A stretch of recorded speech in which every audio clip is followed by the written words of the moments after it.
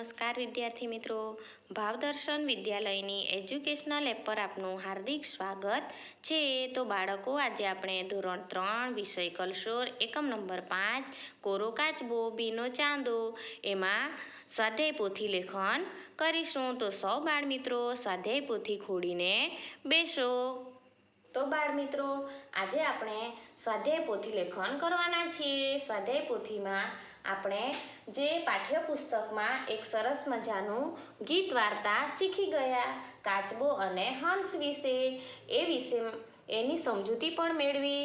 તો એમાં આવતા હવે કેટલાક પ્રશ્નોના જવાબ આપણે સ્વાધ્યાય પોથીમાં લખીશું. તો સૌ બાળ મિત્રો સ્વાધ્યાય પોથી પાના નંબર 55 ખોલીને બેસો. એમાં પ્રશ્ન નંબર 1નો ક છે.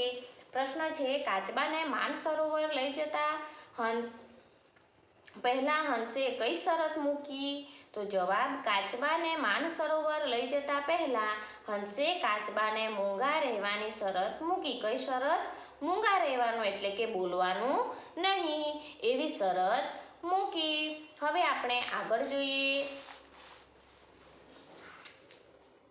તો પ્રશ્ન નંબર 2, માનસરોવરમાં જવા માટે કાચબાએ શું ખરીદ્યું? કે માનસરોવર જવા માટે કાચબાએ શું ખરીદ્યું? તો કે માનસરોવર જવા માટે કાચબાએ ખારી શીંગ અને બીજી ઘણી બધી વસ્તુઓ ખરીદી. શું ખરીદ્યું? ખારી શીંગ અને બીજી ઘણી બધી વસ્તુઓની ખરીદી કરી કાચબાભાઈએ.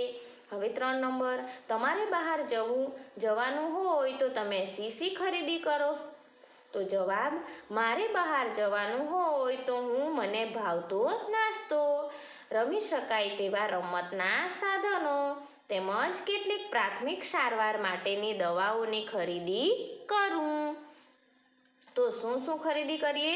તો કે આપણને ભાવતો હોય એવો નાસ્તો અને રમી શકાય એવા રમતના સાધનો અને પ્રાથમિક સારવાર એટલે કે કોઈ કારણસર આપણને કોઈ મુશ્કેલી આવે, કોઈ આફત નડે તો એના માટેની દવાઓની ખરીદી કરું.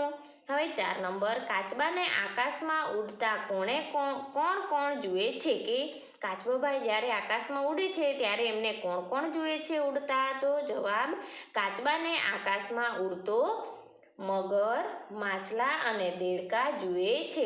કોણ જુએ? મગર, માછલા અને દેડકા. 5 નંબર, ટપ્પુ કેવી રીતે બચી ગયો? અહીં ટપ્પુ નામ કોનું છે? તો કાચબાભાઈનું. તો કાચબાભાઈ કેવી રીતે બચી ગયા એમ આપણને પૂછ્યું છે. તો જવાબ, મોંમાંથી લાકડી છૂટી જતા તરત જ ટપ્પુએ સ્વિચ દબાવી પેરાશૂટ ખોલ્યું અને સલામત નીચે ઉતર્યો ને બચી ગયો. તો મોઢામાંથી જેવી ટપ્પુની લાકડી છૂટી ગઈ તેવી જ ટપ્પુએ સ્વિચ એટલે કે પેરાશૂટનું બટન દબાવ્યું અને પેરાશૂટ ખુલી ગયો અને તે સારી રીતે નીચે ઉતરી ગયો અને બચી ગયો.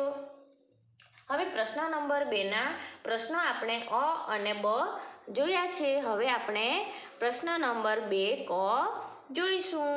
તો પ્રશ્ન છે, હંસોએ કાચબાને આકાશમાં કેવી રીતે ઉડાડવાનું વિચાર્યું? કયો ઉપાય બતાવ્યો? જવાબ, હંસોએ કાચબાને તેના મોંથી લાકડી પકડીને તે લાકડીને બંને છેડે પોતાની ચાંચ વડે પકડીને ઉડાડવાનું વિચાર્યું. હંસોએ કાચબાને લાકડી પકડીને ઉડાડવાનો ઉપાય બતાવ્યો. ઉડવા ટાણે મૂંગા રહેવાનું ગાણું ગોખાવ્યું. તો હવે આપણે આગળ જોઈશું. તો બાળકો, આપણે સ્વાધ્યાય પોથીમાં પાના નંબર 63 પર કેટલીક આપણને મૌખિક વાતચીત આપી છે. એ આપણે ગીતના આધારે કરવાની છે. આ મૌખિક વાતચીત પ્રશ્નો જોઈએ. આ ગીતની કઈ લીટી સાંભળવી તમને ગમી? તો આપણે જે ગીત સાંભળ્યું એ ગીતમાં તમને કઈ લીટી સૌથી વધારે ગમી એ તમારે તમારા મમ્મી પપ્પા સામે ગીતની લીટી ગાઈને સંભળાવવાનું છે. હવે 2 નંબર, આ ગીતની કઈ લીટી ગાવી તમને ગમી? સાંભળવાની કઈ ગમી અને તમને કઈ ગમી? સાંભળવાની કઈ ગમી તે પણ કહેવાનું છે અને તમને કયું ગાવાનું ગમ્યું તે પણ તમારે કહેવાનું છે. હવે 3 નંબર, આ ગીતની કઈ લીટીનો અભિનય કરવો તમને ગમે, કે આ લીટીમાં તમને કઈ લીટી જે છે આ ગીતમાં કે તેનો અભિનય કરવાનું ગમે એ તમારે કહેવાનું છે. 4 નંબર, ટપુભાઈ આખો દિવસ કયું કામ કરતા હતા. આપણને અહીં પૂછ્યું છે કે ટપુભાઈ આખો દિવસ શું કામ કરતા હતા. તો ટપુભાઈ આખો દિવસ બસ પાણીમાં રહીને છબછબિયા કર્યા કરતા હતા. તો 5 નંબર, હવે તમને ઉડતા આવડે તો તમે ક્યાં જવાનું પસંદ કરશો, કે જો તમને ઉડતા આવડે તો તમે કઈ જગ્યાએ જવાનું તમે પસંદ કરો એમ તમને પૂછવામાં આવ્યું છે. તો તે તમારે કહેવાનું રહેશે.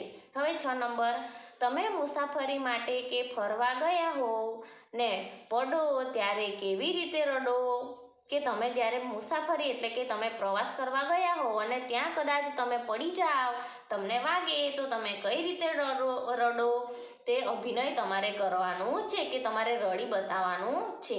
હવે આગળ પ્રશ્ન નંબર 18 જોઈએ. ગીતના આધારે સરખા બોલાતા શબ્દો લખો, કે આપણે ગીત જે જોયું એમાં જે સરખા બોલાતા હોય તે શબ્દ તમારે અહીં લખવાના છે. તો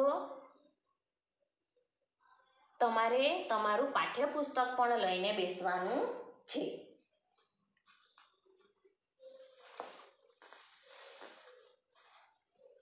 તો અહીં આપણને ઉદાહરણ આપ્યું છે લપલપ્યા, તો છબછબિયા. તો આપણે અહીં પાઠ્યપુસ્તકમાં જોઈ શકીએ છીએ કે અહીં લપલપિયા આપ્યું છે અને એની નીચે જ આપણને છબછબિયા આપ્યું છે અને આપણને અહીં શું પૂછવામાં આવ્યું છે કે ગીતના આધારે સરખા બોલાતા શબ્દ લખો. તો અહીં લપલપિયા અને છબછબિયા શબ્દ સરખા જ બોલાય છે, તો આપણે તે લખવાના છે. હવે આપણે અહીં આપણને પાડે શબ્દ આપ્યો છે, તો અહીં આપણે ગીતમાં પણ જોઈ શકીએ છીએ કે પાડેની સરખો શબ્દ કયો છે, તો કે ઢાળે. તો આપણે અહીં ખાલી જગ્યામાં લખવાનું છે ઢાળે. હવે આગળ ધોળી, તો એ આપણે પાઠ્યપુસ્તકમાં જોવાનું છે કે ધોળી શબ્દ અહીં આપ્યો છે, ધોળીની નીચે એવો શબ્દ કયો છે ટોળી. તો આપણે અહીં લખીશું ટોળી, ધોળીની સામે લખીશું ટોળી. પછી આગળ છે જાસૂં, કયો શબ્દ આપ્યો છે જાસૂં. તો અહીં આપણે જોઈ શકીએ છીએ કે અહીં જાસૂં અને નીચે કયો શબ્દ આપ્યો છે ખાસું. તો અહીં આપણે લખીશું ખાસું. હવે છે ટાણું, શું છે ટાણું. તો અહીં આપણે જોઈ શકીએ છીએ કે ટાણું, તો એની નીચે કયું છે એના જેવો શબ્દ ગાણું. તો અહીં આપણે લખીશું ગાણું. હવે ધારી, તો અહીં ધારી આપ્યું છે, ધારીની નીચે શું લખ્યું છે સવારી. તો આપણે અહીં લખીશું સવારી.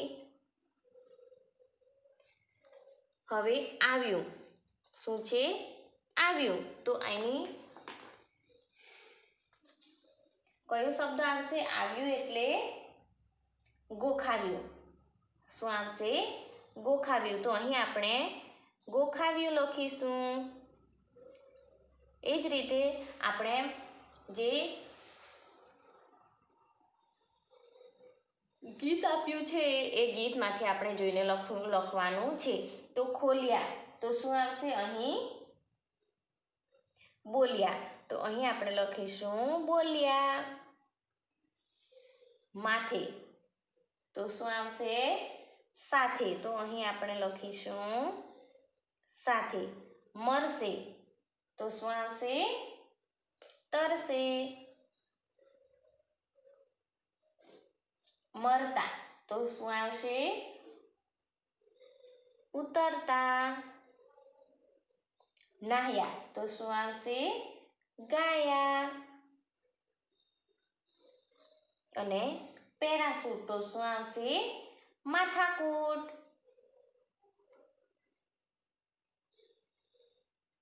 તો આ રીતે તમારે અહીં લખવાનું રહેશે. હવે આપણે પ્રશ્ન નંબર 19 જોઈએ. નકામો શબ્દ છેકો મોટેથી વાંચો. કે અહીં આપણને એક સરસ મજાનો ફકરો આપ્યો છે.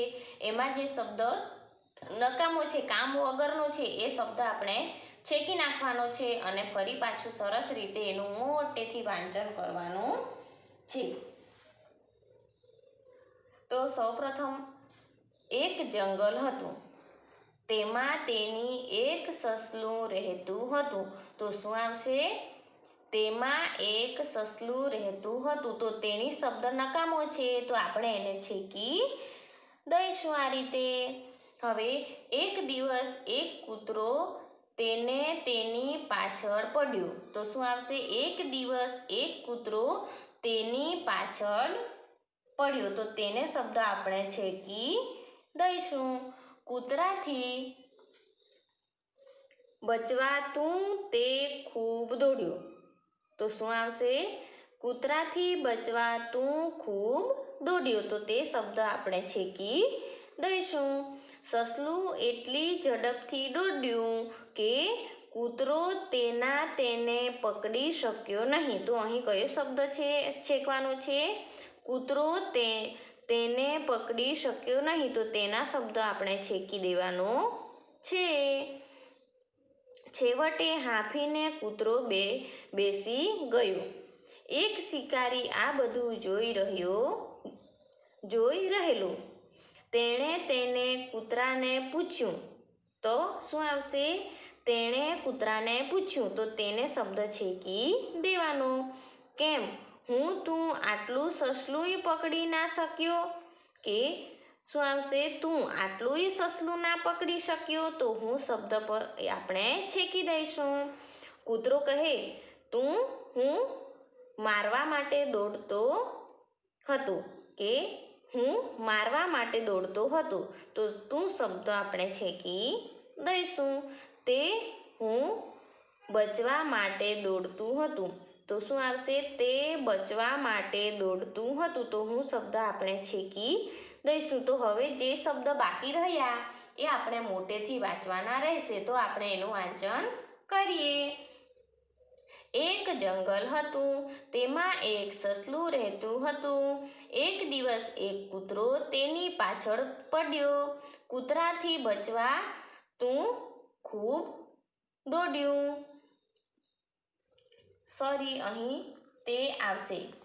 તે ખૂબ દોડ્યું. તો છેકવાનું રહેશે. તે ખૂબ દોડ્યું. સસલું એટલી ઝડપથી દોડ્યું કે કૂતરો તેને પકડી શક્યો નહીં. છેવટે હાંફીને કૂતરો બેસી ગયો. એક શિકારી આ બધું જોઈ રહેલો. તેણે કૂતરાને પૂછ્યું, કેમ તું આટલું સસલું ના પકડી ના શક્યો? કૂતરો કહે, હું મારવા માટે દોડતો હતો. તે બચવા માટે દોડતું હતું. તો તમારે આ રીતે તમારી સ્વાધ્યાય પોથીમાં લખવાનું રહેશે.